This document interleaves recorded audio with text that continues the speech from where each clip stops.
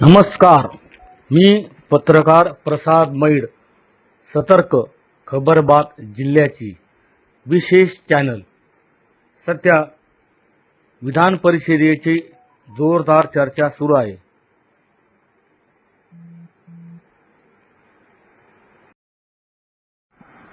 विधान परिषदेच्या निवडणुकीसाठी माजी मंत्री, युवा नेता प्राजक्त तनपुरे यांच्या नावाची जोरदार चर्चा असून ते भाजपमध्ये प्रवेश करून विधान परिषदेच्या अहिल्यानगर जागेवर निवडणूक लढवतील असे संकेत असून राहुरीतील तनपुरे यांच्या हालचाली वेगाने वाढलेल्या दिसून येत आहेत.